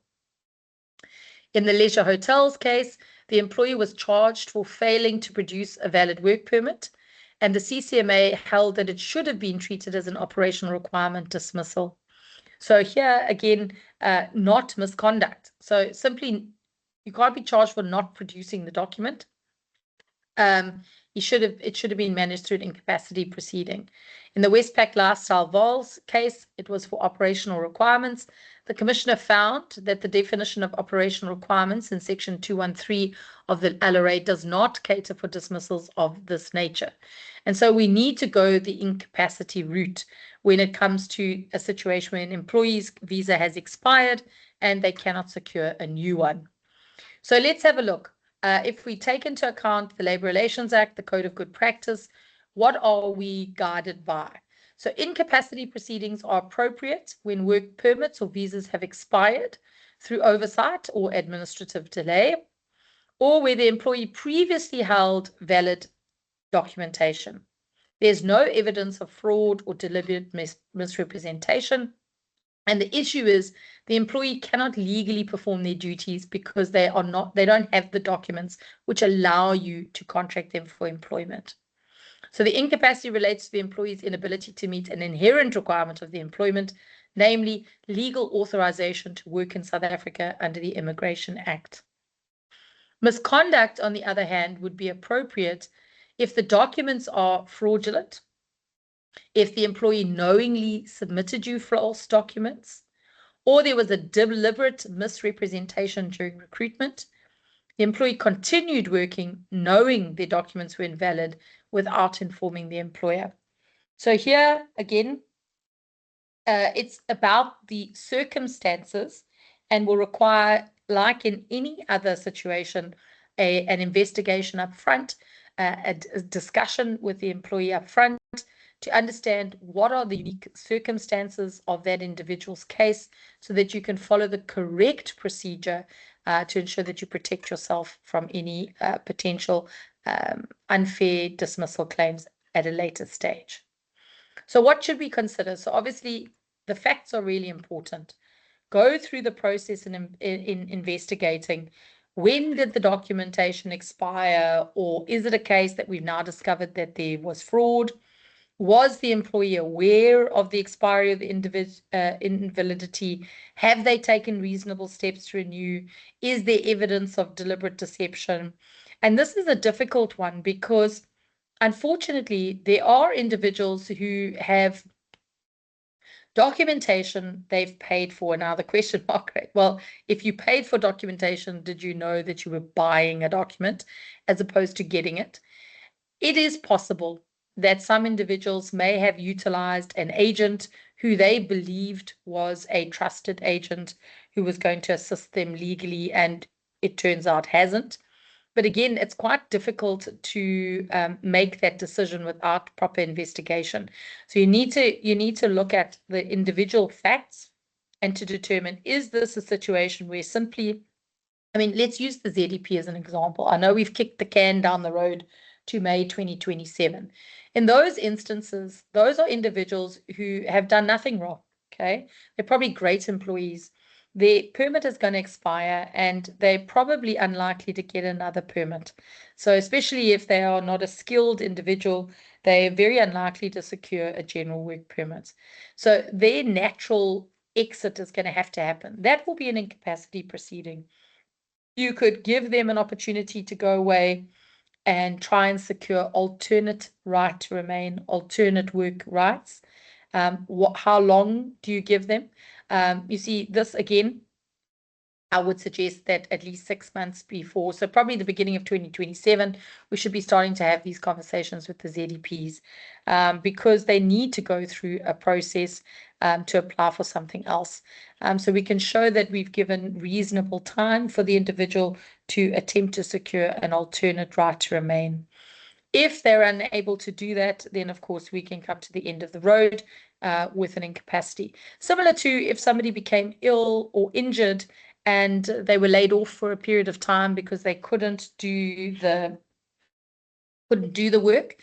We would check in with them. How is their progress? Are they improved? Could we accommodate them elsewhere? If we can't accommodate them elsewhere and they are unable to execute the work, we would similarly go through an incapacity termination. And it's exactly the same in this instance. It's different if we discover that the documentation that has been presented to us is false or fraudulent. then that's a misconduct issue, and you would be charging them with dishonesty or charging them with misrepresentation. And there you would have to, of course, like in any other disciplinary inquiry, present the case with the evidence. They would have a right to defend themselves to see whether or not there is any mitigating factor. The fact remains, without a valid work permit, they cannot be employed. So you need to think about the way that you do that and how you do that correctly. So, of course, as we said, Section 38 of the Immigration Act places an obligation on you not to employ illegal foreigners. So if you employ someone without a valid authorization, you are at risk for fines and potentially criminal conviction as well. We've got to look at procedural fairness and substantive fairness. So regardless of the route you follow for procedure, you obviously need to do the usual good stuff that you do. They need to be given adequate notice of the hearing. We need to clearly state the charges against them so that they can defend themselves, or in the case of incapacity, the grounds for incapacity. They must be allowed representation in those hearings. We must give them the opportunity to put forward mitigating factors, and they must be given an opportunity to respond. When it comes to substantive fairness conditions, for incapacity, obviously we need to have a look at, have they applied for renewal? How likely is renewal to be granted? Could they be temporarily suspended without pay while we await documents? Would dismissal be proportionate if renewal was imminent? And if there is a good chance of renewal, then it probably isn't right to dismiss them. So we can put them on a no work, no pay for the 3 months, the 6 months, whatever it is.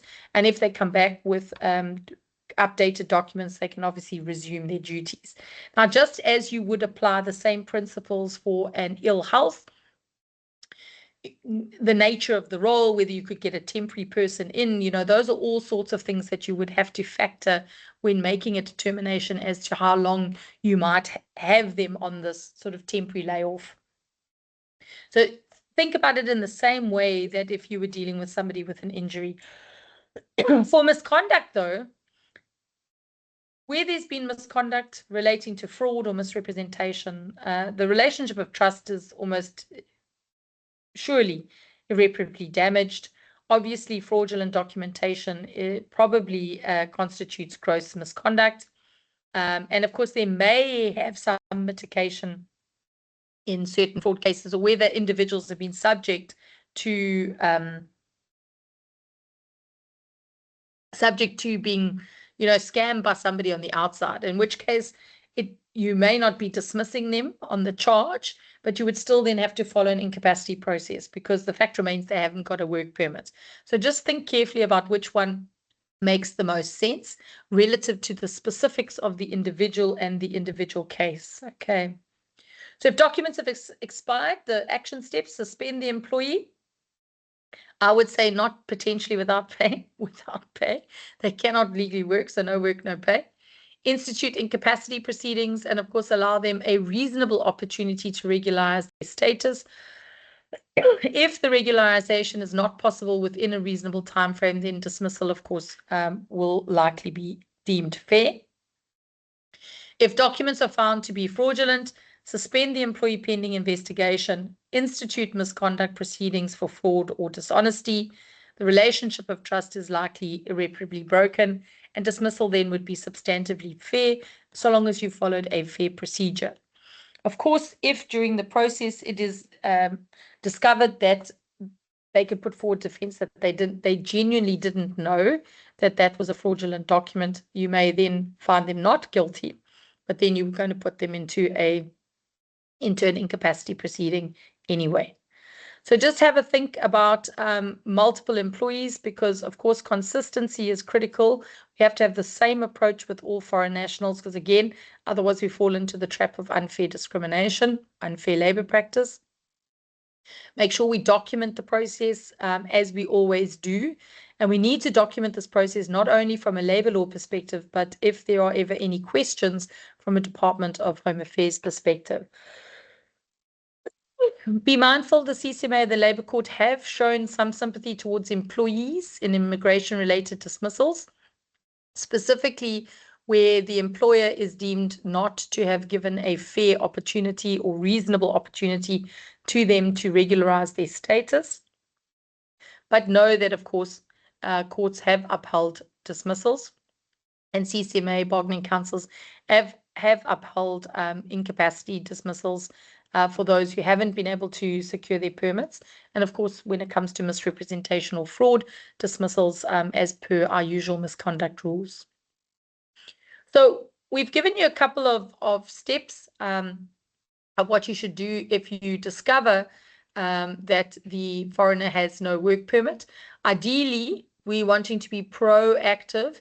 So part of our monitoring process is that in the run-up to the expiry, we remind the employee about the date of expiry of their permit and reaffirming that it's their responsibility to renew their work permit. Again, this is where there is a good case to be made to have a version of your employment contract related to foreign nationals, where there are those additional clauses which make the responsibility theirs to ensure the continued validity of their right to work, making it their responsibility to notify you if anything changes, and ideally where their contract is linked to the duration of their permit. Inform the employee that they should timelessly approach the employer of their documentation if they need any documentation from them, and that you'll assist them where it is within your means to do so, and what will be the consequences if the employee fails to renew the permit timelessly. So we're giving them fair opportunity to go and make the changes that they need. When the work permit has expired, we obviously need to put them on a temporary layoff. It's recommended that you do it as a defined period, whether that's 3 months or 6 months, and that you agree on how you're going to monitor and feedback into each other. So whether that's touching base once a month to know, the status and where we are. And once the temporary layoff period has expired, you're going to give them an opportunity in a hearing to make representations as to why he or she shouldn't be dismissed. And unless they can produce right to work, you are going to be in a situation where you will be dismissing them for operational incapacity, remembering that it's a no-fault dismissal and therefore there would be notice payable at that point. We've given you just an example of a sample temporary layoff letter, which you can just look at for reference and obviously tweak as you need to. But very important that you keep all the documentation clear. And these have been drafted to be aligned not only with the immigration references, but of course also to ensure fairness from a labor law perspective. Great, so that's all the content. I know it's a lot again. I chose this time to try and leave more space for questions at the end. I know we were pressed for time last time, as we don't have a part 3, at least not in the schedule. So I don't know if we want to open the floor, Lisa. Hi, Natalie. Thank you so much. Thank Yes, we have a you. couple of interesting questions. I'm going to fire Sure. away with Tasha Willett. She asks, can an individual with a scarce skill working visa with an employer-specific condition work for another company? So the simple answer is no, not under that permit. So what they would have to do is go through that section 11.2. So the individual would need to apply for a section 11.2, which is the permit to change employer. So if they have a critical skills visa, they're still going to be employed in that same category. There shouldn't be any difficulty in them, getting the permit updated to reflect the new employer's name. But they can't just use it and keep moving from employer to employer without updating it. Okay, great.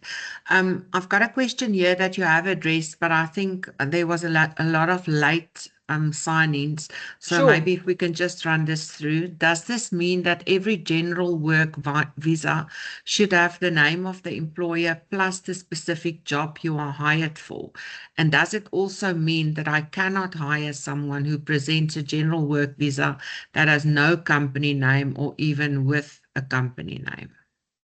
Yeah, so it's very unlikely that it would have nothing on it, okay, especially at a low-skilled worker level, because it's virtually impossible to get a general work permit for a lower skilled employee worker in South Africa. So I would raise question marks over that. Again, look at the general work permits and see what has it been issued as. So is it a section 19.2? Is it a 19.3? Is it a 19.4? Because I saw some from somebody showed me the other day, also no name, no job, and it was issued as a section 19.4. Clearly, somebody's been paid to produce that document, but it makes no sense. I mean, a farm worker who's got essentially what is a critical skills visa. So I would be very, very cautious of these blanket ones, because the likelihood is great that they are, if not fraudulent, they are fraudulently obtained. The port of call would be to do a verification, to contact Department of Home Affairs, or to do it using LexisNexis or one of those to verify whether or not that permit is correct. I would also just ask the individual who were they working for when they got it. And the section 11.2 is what should happen, is they should then apply through a section 11.2 to have that permit, inverted commas, transferred into employment with yourself. But I would be very cautious of blanket ones. Okay, thanks, Natalie. We've got a question from Daniela Marie. Must someone with a ZEP still have a valid passport? And then she asks, visa in expired passport and then a new passport that is valid. Yes, yes. So you must always have a valid passport. So foreign nationals living in our country must always have a valid passport. So the visa will likely be in an old passport, because I mean it's a long time ago now. So they might have the visa in an expired passport, because remembering they haven't renewed the visa.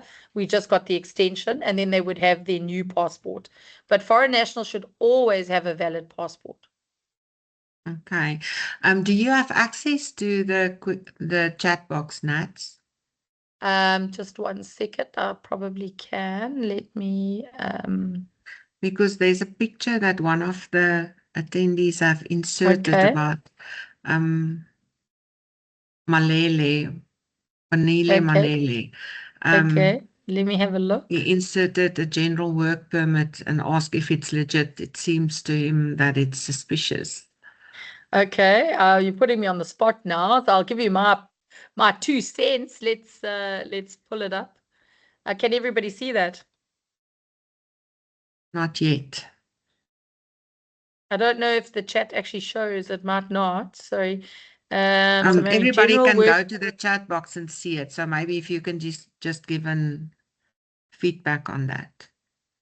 Yeah, so I'm just saying it's a 19.2, which is a general work permit. Issued 2023. Is there no passport? Oh, you've just covered the passport number. I just see the little, gives the obviously it's control covered number. there. Yeah. Yeah. It's very difficult to say. I mean, it looks fairly legitimate, but my question is, what does this person do? And to have just a completely blanket general work permit is highly unlikely. Okay. So let's move to the next question. I've answered Tasha Willett, but I would just like you to confirm as well. Is it legal to work with an invoice cum receipt while awaiting the visa application outcome? And if allowed, what will the maximum duration be? An invoice receipt while awaiting for the visa application outcome. Obviously, you said that it's not allowed. Oh, there's Tertia coming on now. Let's just get it back. What it is only valid if they have applied timeously and they had a previous work permit. I can't apply for a work permit. So my first time applying for a work permit, and I'll just work in the meantime. I can't do that. Yes. So If I had a work permit, so let's say I had a work permit and it expired in September, and I applied prior to September to renew it, and I have the receipt which says I've applied, and I'm covered then by the concession, which acknowledges there's a backlog.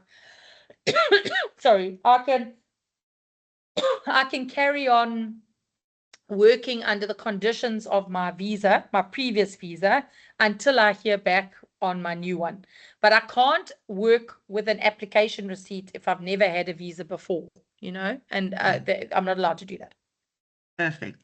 Then from Paul West, if an asylum seeker from the DRC, specifically mentions the DRC, has renewed his asylum permit each year for the past 10 years plus, can they apply for permanent residence? No. So that's the asylum seeker is an avenue to refugee. Once the refugee status has been conferred, after 5 years being a refugee, they can then apply for permanent residence. So he's entitled to work. There's no problem with that if he's got his valid asylum seeker certificate. But he can't jump from asylum seeker to permanent resident. You have to go asylum seeker, refugee, then permanent resident. Okay, then from Tasha Willett again, can an individual work with a student visa as an intern? Are there any conditions? Yeah, so even though they're an intern, they would still not be allowed to work more than 20 hours in a week. So the student visa has a limit, and I think it's 20 hours. So you would have to allow them to work in accordance with the specifics of their visa. Okay, then Helen Peters asked, what if an asylum permit is a year long? I think Natalie is just getting some breath and water that side. It's possible that they are issuing asylum seeker certificates for longer now, given that there are issues with people renewing. I would just still validate it. So contact the refugee reception office and just validate that the certificate is accurate. Okay, then a very interesting question from Tabu Sekabisa. I'm a bit confused in terms of our labor jurisdiction. You can't suspend an employee without pay unless it is part of a disciplinary sanction. Kindly clarify. I think he asked the question before you discussed the temporary layoff and misconduct versus incapacity. But maybe if you can just explain to him which part of the Immigration Act 13 warrants that you can give them a temporary layoff and not really suspending. So it's not due to misconduct. No, you're not suspending them. So if it's just misconduct and you're suspending the person, then you obviously would be suspending them with pay, and you would want to make sure that you get through that process correctly. But incapacity is a temporary layoff. And it's a temporary layoff, just the same as you could with incapacity. You don't have to pay people to be on incapacity because you cannot pay them. If you are paying them, whether they're at work or not, they're on your books, they're an employee, you're in breach of the Immigration Act. But I think it would also be a good recommendation, yes, if you know you do employ quite a lot of foreigners or any foreigners, is to ensure that you have a clause in your employment contract that refers to incapacity due to these reasons that Natalie listed in the presentation. Yeah. And that will cover you then. Absolutely. And again, if you're employing someone with a a permit, link the duration of their contract to their permit. So that also makes it much easier. If my contract is directly linked to my permit, the term of my permit, so a fixed term contract linked to the duration of my my work permit, also makes it much easier. Correct. Then Myrna Liesering asked, do you have contact details that we can use to notify the Department of Labour of such terminations? That's when you mentioned to terminate foreign nationals and you have Yeah. to comply by informing the Department of Labour. They want to know where must they direct that information. Sure. So it's Department of Home Affairs, not Department of Labour. And it's the email address is on the slide. So you will be able to find, I think it's compliance at DHA, permit compliance at dha.gov.za, but it is on the slide. Thank you. Then Helen Peters asked, does informing the DHA about termination only apply to people with work permits or also to asylum or refugee permit holders? To my knowledge, it would be for work permit holders because work permits are linked to an individual employer, whereas an asylum seeker is free to move. So to my knowledge, it would be for work permits. The period of permit or visa renewal, Tabiso asked that. Oh, he said that is what's regarding the suspension notice, so we've covered that. Okay. Then Deirdre Francis asked a part of the session, must the ZEP permit also specify an employer and role? No.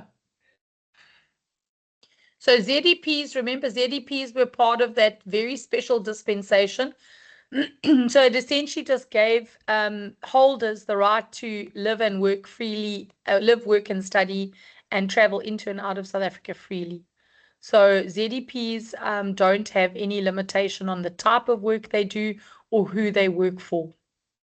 Okay, then Karen Ackerman asked, if we have ZEPs working and have been in the country for more than 5 years, could they apply for permanent residence? Unfortunately not. So one of the conditions of the ZEP is expressly that it's not a pathway to permanent residence.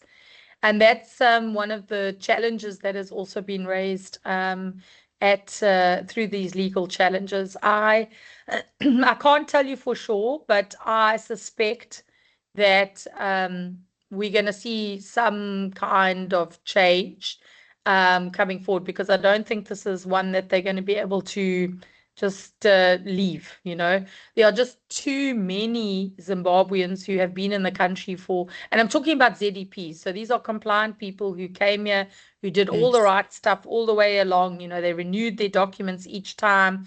Many of them are individuals who are gainfully employed, even own businesses, have homes and families. Many of whom have kids who've never ever lived anywhere but South Africa. And where I think, in my opinion, they're going to have to probably open the pathway to permanent residence, I suspect. But that's just my opinion. I don't know. But it's a political hot potato, which is why I think they've just kicked it into May 2027, which is after the next elections. Becomes it's next dispensation's problem, not theirs. Okay. Then from Patricia Roper, are you able to share the critical skills list on the chat group? Is the critical skills list in your presentation, Nats? No, so there is, what I can do is I can share the latest version. It's a government gazette. So when we share the slides, when I send the slides to Krista, I'll send you the list as it stands. Okay, then we will share that with the members as well. Then if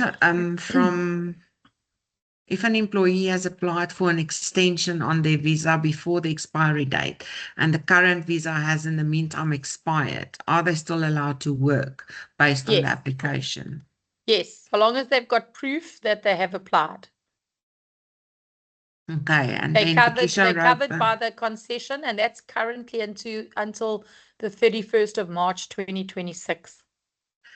Okay, then Patricia Roper is going to become your best friend. How can we contact you or someone to assist with possible queries in the future? Patricia, Natalie's information will be on the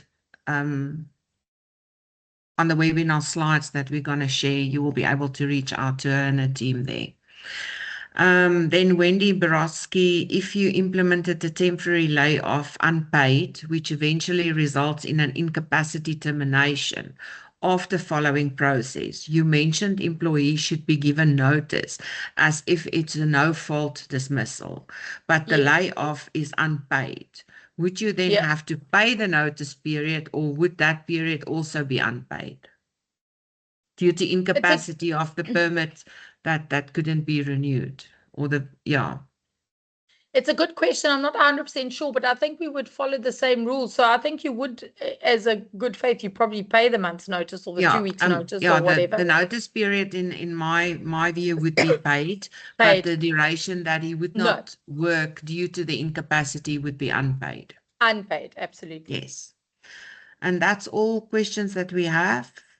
Going once, going twice. If there's anybody else who wants to add a question, you can quickly pop it in there. For that, I think we are going to the closing of the webinar, Natalie. Nats, thank you so much for sharing your valuable insights with us again today. We always appreciate this practical approach and the clarity that you bring to such an important topic. Colleagues, thank you for joining us and engaging in today's session.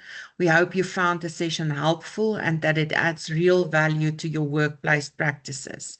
You are welcome to visit the TESD website for information on previous webinars, as well as next year's upcoming webinars, and please follow our TESD LinkedIn page for industry updates, news, and future event details. As mentioned before, the slides and the recording will be shared after the webinar and available on our website as well.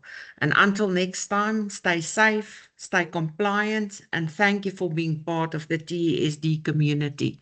Take care. Thank you. Thanks, Nats. Thanks, everyone.